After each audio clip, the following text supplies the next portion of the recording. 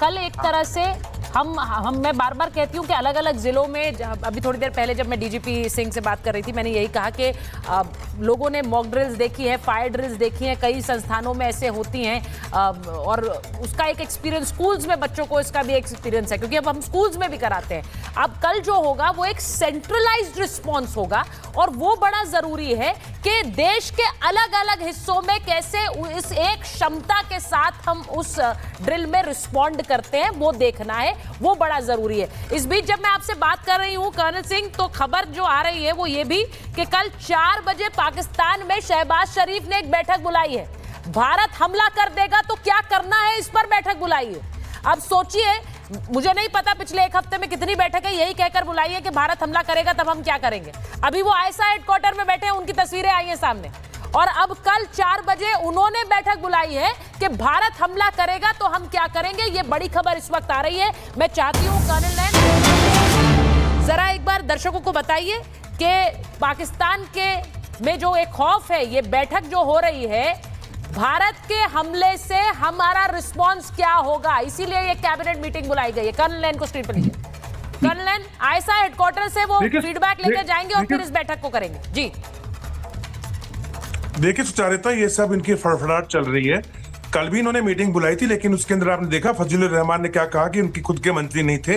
वहां पे एक उमर याकूब करके एक इनके पार्लियामेंट्रियन थे, उसने कहा कि भारत पक्का अटैक करने वाला एमिनेंट है, और वो तो ये तो उन्होंने हथियार भी बता दिया कि हम लोग जो है ब्रह्मोस का इस्तेमाल करने वाले हैं। लेकिन इस पूरी मीटिंग में, कल वाली में भी पीटीआई ने पार्ट नहीं लिया सुचारिता, और पीटीआई के प्रवक्ता से जब बात की गई तो उसने ये कहा कि हम किससे बात करें। पहली बात तो उन्होंने कहा कि जो आर्मी चीफ है या मुनीर, उसके पास कोई हक नहीं है सेना को बॉर्डर पे लगाने का, ये डिसीजन पार्लियामेंट का होना चाहिए था। लिहाजा हम ऐसी पार्लियामेंट जो कि मुनीर के कहने पे चल रही हो, उसके साथ में हिस्सा लेके क्या करेंगे, तो मुझे लगता है कल भी वो हिस्सा नहीं लेंगे। लेकिन एक बात मैं आपको बताना चाहूंगा मुस्तारिता कि जो जनरल मुनीर है, इसकी मिलिट्री डिप्लोमेसी बिल्कुल फेल निकली। इस रेडिकल इंसान ने सोचा था कि हम पूरे मौलानाओं को इस्तेमाल करके, और पूरे पाकिस्तान के अंदर इसके मंत्री भी बोल रहे थे कि सबके सब हम लोग 24 करोड़ लोग इकट्ठे हो जाएंगे, लड़ेंगे, हथियार लेके वहां जाएंगे। लेकिन लाल मस्जिद, जो कि सबसे बड़ी मस्जिद है पूरे पाकिस्तान की, इस्लामाबाद के अंदर, उनके जो इमाम हैं और जो अब्दुल अजीज गाजी, उन्होंने कल पूरे मौलानाओं को वहां बुलाया था। सबसे पहले सवाल किया कि भारत के खिलाफ कौन लड़ेगा, एक हाथ नहीं उठा। फिर उन्होंने कहा कि आप लोग शायद सही सोच रहे हैं, ये इस्लाम की लड़ाई नहीं है। उन्होंने कहा कि भारत के अंदर इतने जुल्म मुसलमानों पे नहीं होते जितने जुल्म जो काफिर और जालिम सरकार और ये जो सेना है ये हमारे पे कर रही है। उन्होंने कहा बलूचिस्तान के अंदर ये लोगों को अगवा करते हैं, भारत में नहीं होता, लोग को मारते हैं, भारत में नहीं होता।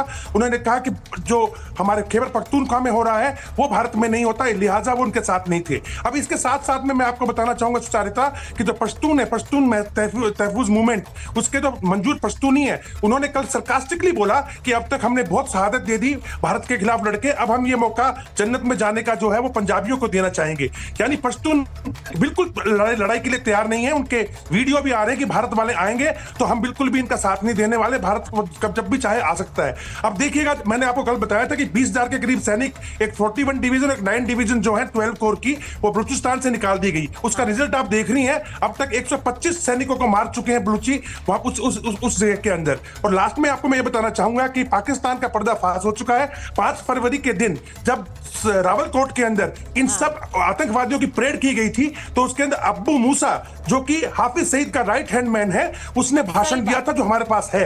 और वही अब्बू मूसा एक कैप्टन साद, जो कि बलूचिस्तान में मारा गया, उसके भाई के घर में भाई के साथ में बातें करते हुए और उसके साथ मिलते हुए उसकी फोटोग्राफ आई है। बिल्कुल सही कह रहे हैं। मूसा की जो तस्वीर आई है पाकिस्तानी कर्नल के साथ, वो बड़ा क्लियर दिखाती है कि वहां पर आतंकियों और सेना के बीच की एक साठगांठ है। इसमें कभी भी मुझे नहीं लगता है कि कोई दो राय है इसमें। ये पाकिस्तान की जो सेना एक तरह से शील्ड करती है, उसके सबूत बार बार आते रहे, एक बार फिर से सामने आए हैं। आज जो मैं बात कर रही हूं, एक बार जरा ये जरूर बोलूंगी क्योंकि यूएनएससी में जो कुछ हुआ है, उसके बाद पाकिस्तान में कल एक बैठक है, इंटरनेशनल लेवल पर पूरी तरह से कट गए।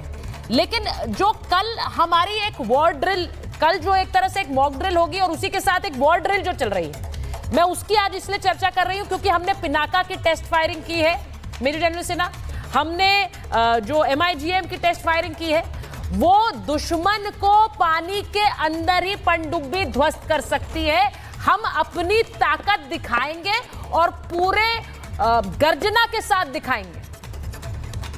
Major general Sinha. देखिए सुचारिता, जो भारत की तैयारी का हिस्सा है, जिसमें आपने पिनाका का 3 वेरिएंट है, उसमें 2 वेरिएंट्स हैं। हाँ। और आपने पहले कवर किया हुआ है पिनाका जो मल्टी बैरल ग्रेड लॉन्चर्स, हम इसको रॉकेट लॉन्चर्स हैं। इसकी जो क्षमताएं हैं, ये माना जाता है 20 बाई 20 किलोमीटर, ये फायर करता है 40 रॉकेट को, तो 20 किलोमीटर बाई 20 किलोमीटर का टोटल पल्वराइज कर देता है। It is a huge capacity. और हमारे आर्टिलरी के अंदर में ये एक बहुत बड़ी कैपेबिलिटी, उसका प्रदर्शन है। और देखिए जो हमारा रिट्रीब्यूशन होगा, ये रिट्रीब्यूशन ऑल अलोंग जब हम कहते हैं कि फ्रंट लाइन में होगा। दूसरा आपने कहा MIGS का प्रदर्शन, आपने हमें मैरीटाइम डोमेन के अंदर में आपने एक और भी इसके साथ जुड़ा हुआ है कि हमारा जो एयरक्राफ्ट कैरियर है विक्रांत, वो ऑलरेडी एयरबेन से उन्होंने पोजीशंस लिया हुआ है और वो बैटल पोजीशंस हैं। ये इसको हम फोटेला कहते हैं। यदि हमारे 2 एयरक्राफ्ट कैरियर्स, यदि हम नेवल ब्लॉकेट, तो हम तो गुजरात के कोस्ट पे कर रहे थे। उसके संदर्भ में एक का आपने भी खबर चलाया कि देखिए कुछ टर्की से भी एक शिप आई है जो कि एंटी सबमरीन के वो, मगर उन्होंने आज क्लियर कर दिया कि नहीं, केवल हम एक्सरसाइज में भाग लेंगे, चले जाएंगे। कुछ फिशिंग बोट्स जो हैं चाइनीज के आए हुए हैं, वो एक मेजर कंसर्न है। That is the part of their drill उन्होंने किया है, जो कि हमारे कोस्ट के साथ में। तो मैरीटाइम डोमेन में जब आप इसको देखती हैं, एक ब्रह्मोस का सबसे बड़ा जो NG वाला है जी, वो और वो सब हमारे जितने भी हैं, चाहे रफाल तक में फिट हो रही है, और ब्रह्मास्त्र है वो।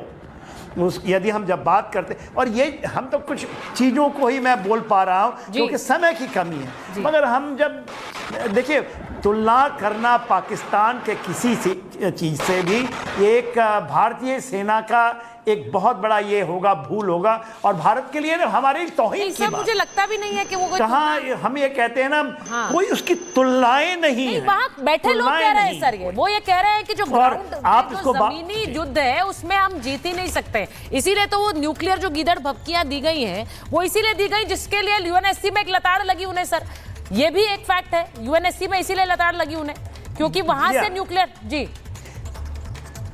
देखिए, वो लताड़ से जो मेन इशू मैं आपके सामने आपके माध्यम से लोगों को बताना चाहता हूं। देखिए, आप लोगों के माध्यम से ही चीजें आ रही हैं। हाँ। कि 33 डेव एंड 41 डेव जो बलूचिस्तान से है, वो कहीं वो चौलिस्तान की तरफ निकल रहे हैं। इसके पहले आया था POK में 2 डिवीजन इंक्लूडिंग आर्मर्ड डिवीजन। ये बहुत इंपॉर्टेंट है क्योंकि इससे पाकिस्तान इतना फड़फड़ाएगा जब आपके चैनलों में ये चलता है कि we know, even Indian everyone knows कि where is your 33 Dave, where is your 41 ये खबर आ रही है। जरा मैं अपने दर्शकों को बताऊं कि कतर ने भी भारत का समर्थन कर दिया है खुलकर। आतंकवाद के खिलाफ लड़ाई में भारत के साथ हम खड़े हुए हैं।